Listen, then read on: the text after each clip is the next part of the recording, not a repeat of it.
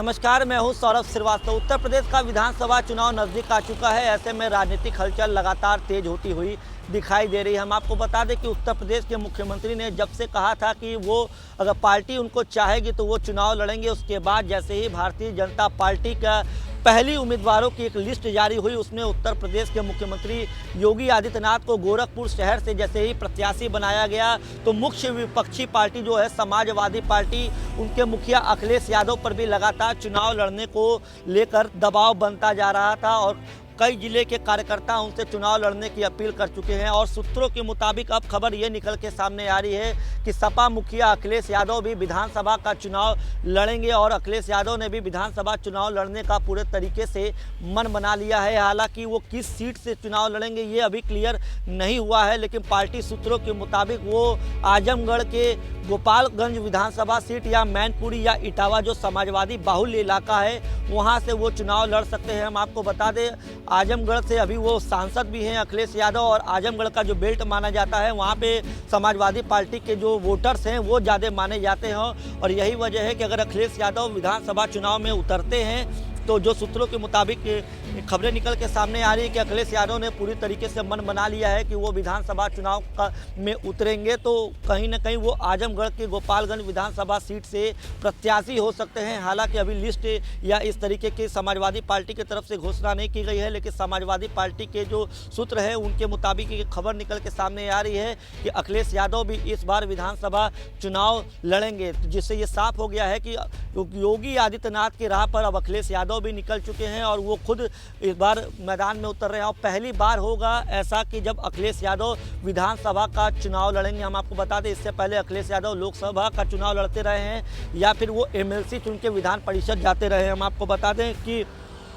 अखिलेश यादव ने पहले ये कहा था कि वो विधानसभा चुनाव नहीं लड़ेंगे क्योंकि उनको उत्तर प्रदेश के हर एक सीट पे ध्यान देना है और प्रचार करना है, पार्टी को अधिक से अधिक सीट निकाल के लाना है। इसके लिए वो हर सीट पे जाके मेहनत करेंगे, प्रचार करेंगे, इसलिए वो चुनाव नहीं लड़ेंगे। लेकिन जिस तरीके से योगी आदित्यनाथ खुद मैदान में उतरे हैं, डिप्टी सीएम केशव प्रसाद मौर्य प्रयागराज के सिराथू विधानसभा सीट से चुनावी प्रचार मैदान में उतरे हैं, इसके बाद लगातार अखिलेश यादव पर दबाव बढ़ता जा रहा था और अब अखिलेश यादव भी पूरे तरीके से मैदान में उतरने का मन बना चुके हैं। हम आपको बता दें कि इधर जैसे ही अखिलेश यादव के चुनाव लड़ने की खबरें निकल के सामने आई तो उत्तर प्रदेश सरकार में मंत्री मोहसिन रजा ने भी अखिलेश यादव पे पलटवार किया है। अखिलेश यादव को पर उन्होंने एक तरीके से जुबानी हमला करते हुए ये कहा है कि अखिलेश यादव मन से चुनाव मैदान में नहीं उतर रहे बल्कि वो भरे मन से चुनाव मैदान में उतर रहे हैं। तय करके और कम से कम अपने प्रत्याशी अनाउंस करके आए तो मैदान में। वो तो अभी उहापोह की स्थिति है उनके यहाँ, कोई छोड़कर भाग रहा है, कोई आ रहा है, कोई छोड़कर भाग रहा है, कोई आ रहा है, तो उनकी समझ में नहीं आ रहा है। तो इसलिए मुझे लगता है कि उनको अपनी सीट पहले अनाउंस करना चाहिए। आपने सवाल पूछा, मैंने जवाब जरूर दे दिया है, लेकिन मुझे लगता नहीं है कि वो मैदान में जाने वाले लोग हैं, क्योंकि जब वो कोरोना में नहीं निकले जनता की सेवा के लिए तो अब चुनाव में क्या निकलेंगे। समाजवादी वर्चुअल रैली भी संबोधित करने वाली है आज से, किस तरह? कौन सी रैली और कैसी रैली, उन्होंने तो सारी अवहेलना कर डाली। जो आपने देखा उनको चुनाव आयोग ने नोटिस भी किया, माननीय सर्वोच्च न्यायालय का अवहेलना की गई, समाजवादी पार्टी के द्वारा अपराधियों को टिकट दिए गए, फिर अपराधी जेल गए। तो अब इसके बाद क्या कहा जा सकता है उनकी कौन सी रैली और कौन सी वर्चुअल और कौन सी फिजिकल? तो फिजिकली तो वो कर भी नहीं सकते क्योंकि अब उनके पास कोई है नहीं, तो वर्चुअल ही बचे हैं। क्योंकि कोरोना में भी वर्चुअल भी नहीं थे, वो तो ट्विटर पे काम चला रहे थे, वर्चुअल भी नहीं आना पसंद कर रहे थे। तो अब थोड़ा सा ये जागरूकता उनको आज जो मिली है वो आदरणीय मोदी जी की प्रेरणा से मिली है, क्योंकि डिजिटल इंडिया पर हम लेकर जा रहे हैं, टेक्नोलॉजी क्या होती है ये भारतीय जनता पार्टी ने उनको बताया है, तो इसलिए हो सकता है इसका प्रयास करें। देखिए, ये मन से चुनाव तो नहीं लड़ने वो जा रहे हैं, भरे मन से चुनाव लड़ने जा रहे हैं। क्योंकि जिस तरह से भारतीय जनता पार्टी ने आदरणीय योगी जी को, आदरणीय केशव मौर्य को जो लड़ाने की बात की है, उसको लेकर कहीं ना कहीं एक प्रश्न तो वहाँ इनके और सदस्य उठा ही रहे होंगे कि आखिर आप क्यों नहीं लड़ेंगे चुनाव। तो अब भरे मन से ये एक अभी आवाज़ है, मुझे नहीं लगता कि अभी पूरी तरीके से ये बात की पुष्टि है। आपने पूछा तो मैंने बोल दिया है, मुझे लगता नहीं है, क्योंकि वो इस प्रवृत्ति के हैं नहीं, वो चुनाव लड़ना पसंद करते नहीं हैं।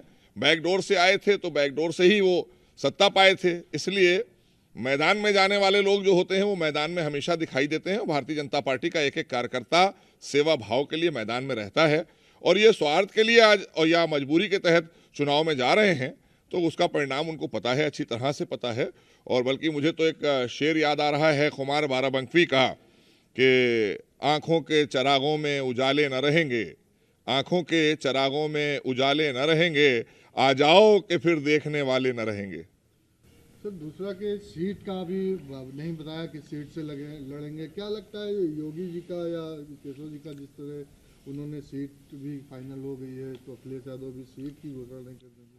देखिए, भारतीय जनता पार्टी विश्व का सबसे बड़ा दल है, हमारा सबसे बड़ा संगठन है, 18 करोड़ कार्यकर्ता हैं हमारे, और हम सेवा भाव के लिए काम करते हैं। तो हमारे पास में उत्तर प्रदेश की किसी भी सीट से आदरणीय योगी जी को संगठन चाहता तो लड़ाता और वो जीतते, इसमें कोई बात नहीं है। और ऐसे ही आदरणीय केशव प्रसाद मौर्य जी के लिए या और हमारे नेताओं के लिए, क्योंकि हमारे कार्यकर्ता तो जमीन पर काम कर रहे हैं, जनहित के लिए काम कर रहे हैं, और जनता का विश्वास अटूट है भारतीय जनता पार्टी। आदरणीय मोदी जी ने जो काम किए हैं देश में वो सबने देखे हैं, अभूतपूर्व कार्य आदरणीय योगी जी ने किए हैं उत्तर प्रदेश में। तो इसलिए भारतीय जनता पार्टी तो बिल्कुल निश्चिंत है, और हम 300+ सीटें लेकर प्रचंड बहुमत की सरकार बनाएंगे। इन्हें तय करना होगा कि चुनाव लड़ेंगे कि नहीं लड़ेंगे, और क्या होगा, भविष्य क्या होगा, इसके लिए उन्हें तय करना होगा। सर एक है कि बीजेपी से कुछ नेता टिकट को लेकर नाराज हैं, वो रीता जोशी का कल एक बयान आया, उन्होंने कहा कि मैं अपनी सीट छोड़ दूंगा मेरे बेटे, किस तरह देख रहे हैं, क्या कुछ? देखिए, जब चुनाव आता है इस तरह की चीज़ें आती हैं, लेकिन भारतीय जनता पार्टी संस्कारी कार्यकर्ताओं की पार्टी है, और इसलिए हमारे एक एक कार्यकर्ता संस्कारी हैं। जो संगठन निर्देश देता है, जो हम लोगों को निर्देश मिलता है संगठन की तरफ से, हम उस पर काम करते हैं, क्योंकि हमारा सत्ता हमारे लिए सेवा का माध्यम होती है, सत्ता हमारे लिए मेवा नहीं होता है। जो मेवा खाते थे उनको किनारे लगा दिया है आज उत्तर प्रदेश की जनता ने। सर काफ़ी अटकलें लगाई जा रही हैं कि मुलायम सिंह की जो बहू अपर्णा यादव हैं वो बीजेपी ज्वाइन कर सकती है, वो दिल्ली में है और दिल्ली में ही आज बीजेपी 10-10:30 बजे के करीब ज्वाइन कर सकती है। देखिए, भारतीय जनता पार्टी की विचारधारा से प्रभावित होकर आदरणीय मोदी जी के नेतृत्व की 7 वर्षों की सरकार देश में जो गांव गरीब किसान के लिए चली, और जो आज विकास कार्य हो रहे हैं, जो देश का गौरव बढ़ रहा है, माननीय प्रधानमंत्री आदरणीय मोदी जी के नेतृत्व में, जिस तरह से उत्तर प्रदेश में आज चौमुखी विकास हुआ आदरणीय योगी जी के नेतृत्व में, तो लोगों के मन में जो लोग सेवा भाव के लिए सियासत में, राजनीति में आना चाहते हैं, वो बहुत तेज़ी से भारतीय जनता पार्टी के विचारों से प्रभावित होकर वो तेज़ी से आ रहे हैं भारतीय जनता पार्टी की तरफ। और हम स्वागत करते हैं ऐसे लोगों का, जो लोग भी सेवा भाव के लिए आ रहे हैं हमारे साथ में। हमारा दल और हमारा दिल दोनों बड़ा है, इसलिए उनका स्वागत है।